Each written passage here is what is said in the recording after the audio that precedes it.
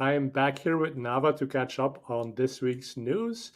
Navah has been traveling to MozCon though, so that's going to be a great source of some of the stories. And obviously, you've talked to a lot of big names in the industry, so can't wait to hear what you've learned and what people are talking about.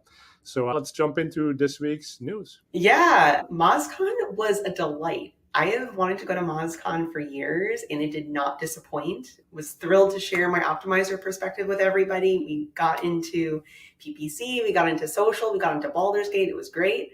But more interestingly was hearing how much SEO is really moving to social. That just like on the PPC side, we're kind of having to embrace social mechanics. On the SEO side, it is as well. I know we'll probably go have a little bit of more of a back and forth, but the one shout out I really wanted to give is to forums. I think if folks listening can take one takeaway, aside from the visuals and video and lean into that, is you need to start paying attention to non-login forums, whether it's on a paid or organic perspective. Pretty much every meaningful talk at MozCon talked about how forums are not only coming into the search result page, but also that's a really powerful way to build authority and to communicate with your customers and to kind of jump the line a little bit in terms of ranking. So it was super interesting. We're back to 20 years ago when forums were kind of a big thing. And that's actually, Also, well, so what was really interesting is that Crystal over at Wix gave a really great talk reminding us to remember that there's more than Reddit. I think that was probably one of the most powerful takeaways because a lot of folks will focus on Reddit and maybe Quora, but they neglect those really intimate but powerful forums where if there's not a login, Google can crawl it and serve you up. And that dovetails really nicely with some of the micro influencer conversations. So again, speaking to how SEO and social, PPC and social are really coming together. That was my talk, by the way, search and social coming together. It's just really interesting that the idea of connecting with a micro influencer or someone who has a loyal, really engaged following or a loyal, really engaged viewership is going to be a better ROI than just throwing money at the masses, because it's going to be really hard to tailor that messaging, especially with the privacy first world. You're not going to be able to really hone it in. and when you say connecting with a micro influencer, does that mean building an affiliate relationship with them or something like we heard at GML where Google's making it easier to connect with these micro influencers? What do you ultimately want to do with them? So it might be that, but it also might be just what kind of information do you share? So for example, we at Optimizer tend to pull in experts that we love. We have our friends of Optimizer and we'll let them get inside information about what we're launching or what we're thinking, data that we're going to be sharing, and we'll give them first access to say, hey, what do you think? Or can we quote you and your take on this? That's a really useful way to not only amplify the influencer and help them grow their following, but also to get that really useful clout and trust. And I think that there's a really powerful message in don't pay money or don't test just for the sake of it. Be mindful, be intentional, but also don't be afraid to go with something that maybe has smaller volume, but is really, really impactful. And I want to talk about all the MozCon learnings, but that's actually a really useful way to sidestep into Microsoft Accelerate, which is also going on. So we'll definitely want to talk about both because there's some good things in both. Okay, and so at MozCon, I think there was a keynote from Rain Fishkin on testing, and that kind of dovetails nicely too in what you just said, right? So don't test just for the sake of testing, but what was his point? Well, it was actually really interesting. Rand, for better or for worse, does a lot of testing and challenges a lot of assumptions and has gotten kind of yelled at and in trouble with the powers that be when it comes to Google. And it was interesting that when he came on the fireside chat, he asked the audience, like, so what kind of tests have you guys been running? And he actually put to the audience and he was met with silence. He was kind of like, what's going on? Like, why are you guys not testing? Like, why aren't you digging into this? Why do I recognize all of the speakers? Like, what's going on? Why aren't new people emerging and coming onto the scene and digging into these questions? So I think it was really interesting because we on the PPC side are kind of spoiled. Testing is baked into everything we do because we can have a definitive answer of why a thing will work.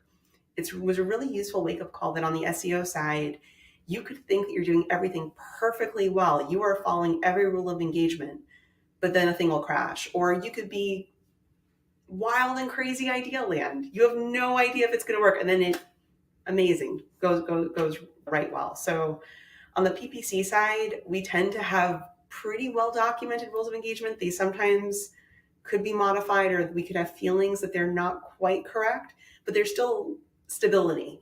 I wish that the SEO side had the amount of stability we have so that they could feel empowered to test. Yeah, and testing is a little bit different in SEO and PPC. I think in PPC, it's obviously much easier to change a setting and it immediately takes effect and you can very Mm-hmm. quickly see what the output of that is. In SEO, it's obviously a bit of a longer game. But yeah, I mean, one of the things that we hold true is the agencies that are the best at testing and do the most experiments and come to conclusions faster are usually going to be the winning agencies and the winning advertisers. And so within Optimizer, we've really thought about how do we make it easier to stay on top of these experiments, enable doing experiments, do the right types of experiments based on the learnings that we've had. So I very much agree with all of that. I thought another thing that was very interesting, Ross shared an amazing deck talking about the future of jobs and AI. And what I loved is that, much like you, much like me, it's not that AI is going to take our jobs, but it is going to change the demand for certain tasks and that you might change Mm-hmm. what tasks you do. And he shared that the most popular requests on Upwork, which is a kind of a gig site, is for design, for website help, for anything visual. Writing is way down. So when you think about what sort of tasks are being allocated to AI and how we think about those things, it's really interesting that on the ad side, we tend to get the lion's share of our AI help in visual. And whether or not we accept it or not is a totally different story. But we tend to still, like, we don't have that urgent need and demand like they do on the SEO side, because they're not going to necessarily have as perfect of an AI resource for visual. Whereas on our side, we have it. We just maybe have questions about brand standards. But the other thing that I thought that was really, really interesting is that when it comes to connecting with consumers and how you message things, one of the really strong human points this MozCon was AI is never going to be able to take away your story, what makes you human. You are still going to be the champion of your humanity, your brand tone, your ethos. There were some really great conversations around how do you connect with your consumers and map those stories to those different objections. So one thing that actually made me think, oh, this is my job. When I'm planning what to do for Learn with Optimizer, one of the things I'll do is I'll actually pay really close attention to our customer feedback section in our Slack.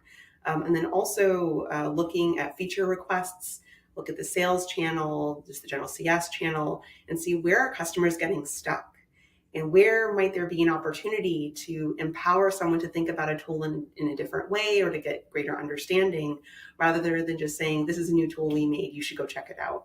And so it was just really nice hearing that that's true everywhere, that yes, you need to own your stories and own kind of that process. And that is something that is a human task. It's not necessarily something that an AI will be able to replicate. Yeah, I might argue with that one. I mean, I think if you feed the AI all the conversations that the support team has had and all of the things it sees on social media about the product, it can probably pick up some signals. Like I tend to talk a lot about bidding and scripts, and you tend to talk more about audiences and keywords. And so, like any feedback that sort of sits in my wheelhouse, like I'll probably be more likely to say, "Oh, look, here's what I was saying," and like it's being validated by customers, and so let me go and do something about that. So I think it is actually nice to have that AI provide that independent third party perspective and maybe show you that, well, yeah, you're thinking a lot about bidding, Fred, but But here's that's another thing that might actually be more important. but that's ideation, not necessarily the actual crafting of the content and mapping it out. And I'm really glad you brought that up, because my absolute favorite session had nothing really to do with quote unquote SEO or PPC. It was all about biases.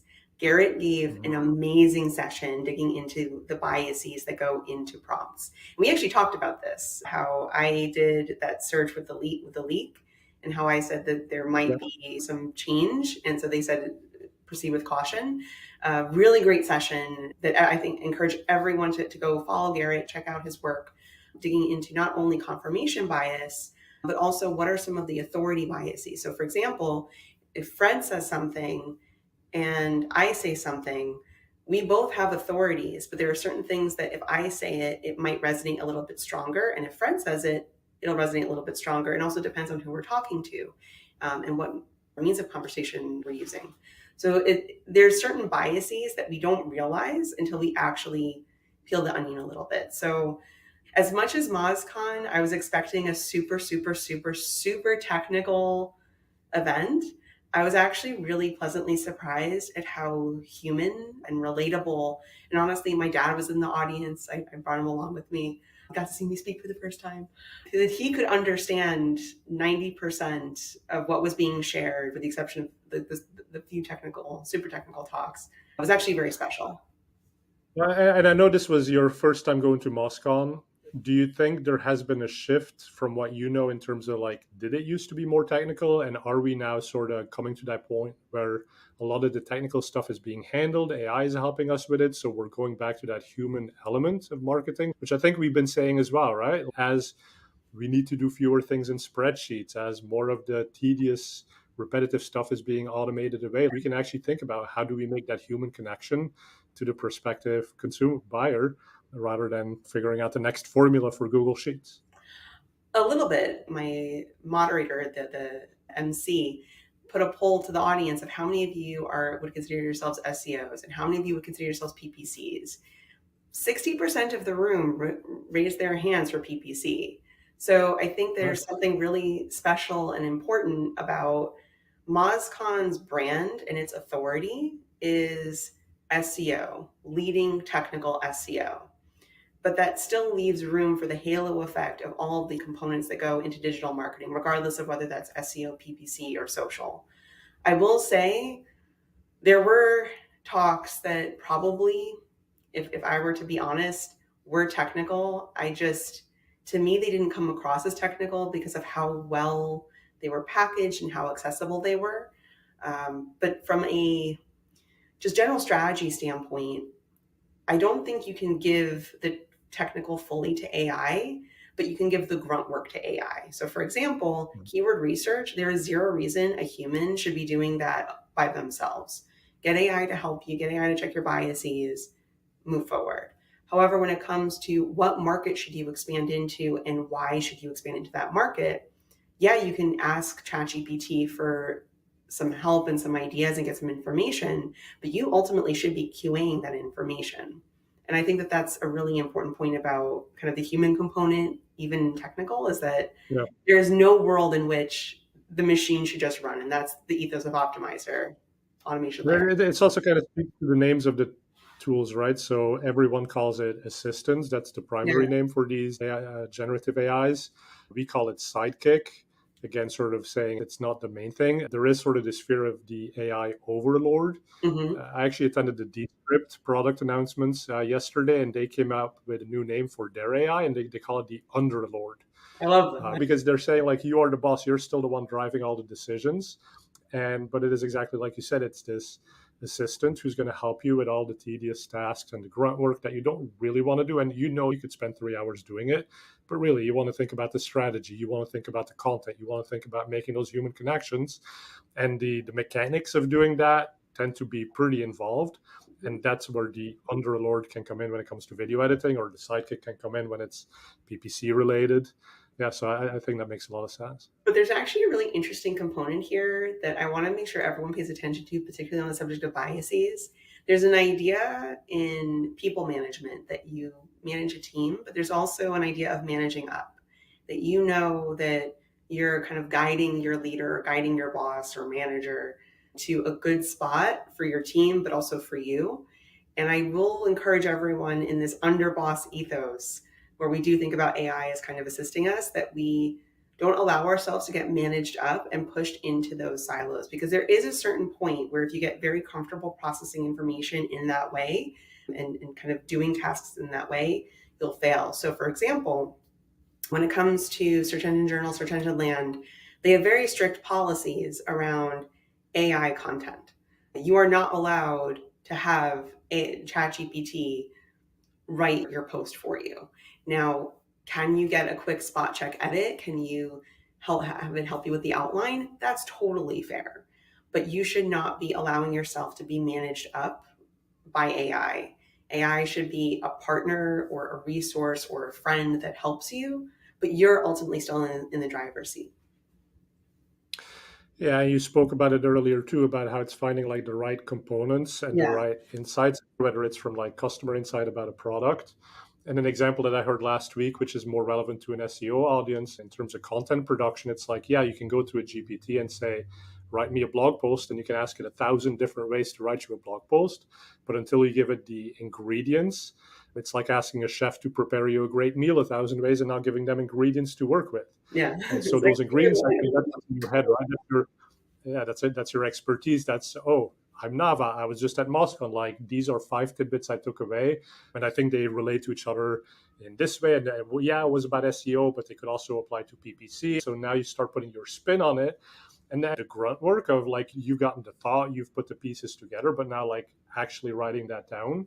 Yeah, sure, that's where GPT can help quite a bit and get you 70% of the way there. one thing I noticed when I was kind of in a rush, I was uploading all my takes from MozCon to TikTok, is that while I was able to catch one of the MozCon misspellings, I wasn't able to get the other, so it kind of came out as MazCan. And what's interesting is that the AI not only was pretty good overall, but it actually missed one. So when I corrected once, in theory, it should have known, okay, let me correct the other. So it was kind of just interesting that, yes, 90% AI is great, but there is still a need for that human to come in and to check and to QA. But like you said, it also got you to produce that content faster. And so I think that's where we really have to consider the importance of the freshness of the content versus that desire for perfection. And I think on social media, I don't know if the people talked about that at MozCon, but when I talked to AJ Wilcox, for example, and how he does videos Yeah. for LinkedIn, they're all very short. They're shot with a phone camera. It's not like super high production value. But the thinking is that's better than trying to make it perfect. So get the points out as the community is talking about something, be fresh, be relevant, as opposed to be absolutely perfect.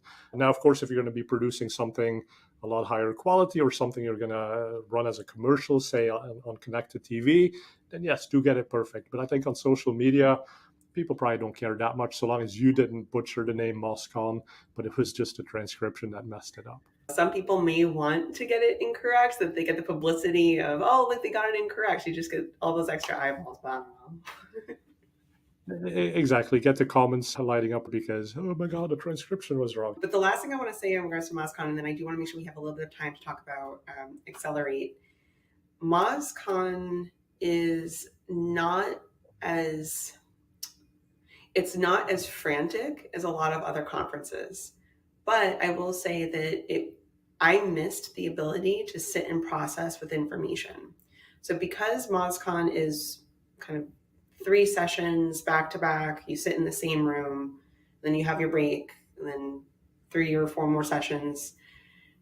For someone who kind of loves bouncing between things and the way I process information, it was actually kind of tough. But I also acknowledge I am in the 30% group that learns by hearing. 65% of the world learn best by seeing. This was an LM study that was done back in 2014. And for most people, the MozCon format is probably better than what I would thrive in. And so that's just something to also consider. And this was a really good point that actually Will brought up, Will Reynolds, seer, that just because you're not getting a lot of traffic or just because you're not getting a lot of what seems like traction on an initiative, but if the few people that are definitely going to give you money are coming to you and engaging with you, that is the way to do it. So he made a really great example actually that several of his initiatives didn't actually lead to a ton of traffic to his site, but he got a lot of engagement and shout outs in Slack groups, Discord groups, WhatsApp groups. So that's just another component to it of be mindful of how your people want to consume content and be mindful of how you are best suited to share content. So Fred and I both love doing these kind of quick informational, like what's happening and how does that parse out. For some people, this may not actually be useful content. Not that the information isn't useful, but the way we're sharing it isn't. And some people may love it. So that this is where when people are willing to give feedback on how they process information and kind of what they need, and brands are able to receive that feedback in the gift that it is, you end up with amazing, amazing resources and you end up with amazing experiences. When you have that feedback loop shut down, then you're in trouble. Another interesting topic this week is Microsoft is also having their Accelerate event, and a lot of interesting news from that. So what's your take, Nava? So Microsoft's Accelerate made my heart so happy because it was Audience Network, it was PMax, and it was Copilot. Lots of really exciting and interesting things, particularly on the power of visual and how clever the Copilot has gotten. But I need to give a really big shout out on the Audience Network because A, it's gotten better. B, John Kagan, brilliant guy over at AMSIV, fellow skeptic turned champion for the Audience Network, shared a bunch of great stats on it. So we have been sitting on, and I have been like teasing our Audience Network study, which it is still coming. We're actually, the reason it's delayed is that there's essentially going to be a part 2, is we want to make sure that we release it all correctly and effectively. But all of our data supports the amazing John Kagan over at Emissive. He shared some great case studies around using the Audience Network. And I am so grateful because John Kagan is another one of those influencers that knows his stuff. He is a trusted authority voice. And like John, both of us were skeptics going into the Audience Network, and then the data proved that it was useful. And a big reason why is that the Audience Network has unique signals, specifically LinkedIn data, but there's a lot of other unique signals that go into how it thinks about its audiences and its mapping, but also that it is extremely conversion oriented. So a lot of people make the mistake of thinking that visual content should only be top of funnel and that conversion data shouldn't factor in. This is a huge mistake with the Audience Network. The other piece that I thought was super interesting is that when thinking about the industries that the Audience Network was able to support, he couldn't go into the numbers because he was using sensitive industries. So never mind the fact that some of the data that we found around the cost of placements being much lower, the quality of placements being really, really powerful, so long as you use your URL exclusions. And there are so many goodies in the Audience Network. And I think people need to lean into video, visual, and lean away from the bias of Microsoft is second place, or the Audience Network had a bad launch, so I'm never going to use it again. It definitely has improved quite a bit. There's only clicks that are too expensive, and any content network is exactly like that. Now, obviously, there is a cutoff at 1 penny. If 1 penny still doesn't work, then there is such a thing as a bad click. Yeah. If you take people to a landing page where it's hard to convert, and my God, I mean, the number of websites I'm seeing where it literally is just made so difficult, that's not going to help you, right? So, but is it the click that was to blame, or was it the Audience Network that was to blame, or was it your effort once you got the consumer to your page? That's always the question then. And then And Microsoft is taking a bit more of a focus on manual control and human control as opposed to automation. Yeah, and I gotta say, between the Audience Network, so the search campaigns, and then even how they're rolling out Performance Max, for every marketer that cries into the abyss that, oh my God, I need more control, or why aren't you letting me do the thing? Please try Microsoft. I acknowledge that Microsoft is smaller than Google. But Microsoft also has Baidu. Microsoft has DuckDuckGo, which is huge in this ad blocker growing world. You're ignoring Microsoft at your peril at this point. Okay. Yeah, very much agree. We have the import and the syncing tools available in Optimizer. You can also get some of those tools directly from the engine. So there's really no reason not to test it out. And like we started the conversation with, experimentation, right? Like test it out and see what works and what doesn't, and iterate quickly and get it to a point where it's great incremental traffic. Oh, there's one more thing. Conversion events will import over into Microsoft now. There is zero reason to not test Microsoft. So one of the biggest roadblocks for Microsoft, candidly, was their conversion tracking was sometimes really tricky to get set up. Does it just like every day pull in the latest numbers for those conversion actions? So it's importing the actual conversion event that you've said on the Google side and pulling it into that UET tag. So you do still need to get the UET tag on your site so that it's the comparable conversion, but you're having that conversion auto created. It's auto set up. So if that was what you wanted and it was ready to Creating a conversion action within Microsoft used to actually be a much more complicated thing. You had to have some knowledge of scripts, and you had to have some knowledge of laying out your different parameters. It was a little bit trickier. Now you just import in your Google action and they will do that for you. You still need to get the UET tag on your site, but it's much simpler. Another thing we should probably quickly cover again, Navah, is the leak about the 14,000 ranking factors that came out of Google last week. Obviously, there was a lot of buzz around that in the previous week. Has that died down, or what are we still hearing about it? It's never going to die down, because this is a really fun topic to dig into. But like any fun topic, there are going to be two camps. There's this is a nothing burger, and this is really great and really cool. The people who are in the this is really great, this is really cool camp have been building tools. There have been a lot of really great focuses on authority and kind of thinking about those audiences. It's leaning much more into social. So this is kind of where, if you're thinking about where to focus, social and visual is definitely at the top of the list, both from an SEO standpoint and from a paid standpoint. And it's not reasonable. It's not a good attitude.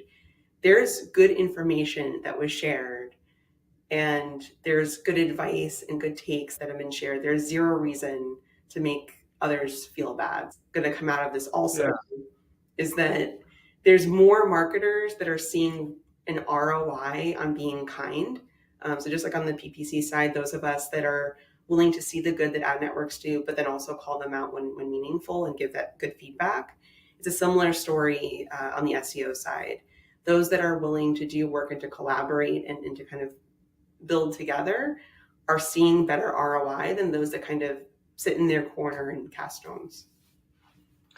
Right. And if I'm hearing you correctly, you're saying, listen, that you can take this information to be like, hey, look, I was right 5 years ago. Like, why did you listen to me? Or build yourself up as like you knew what was happening.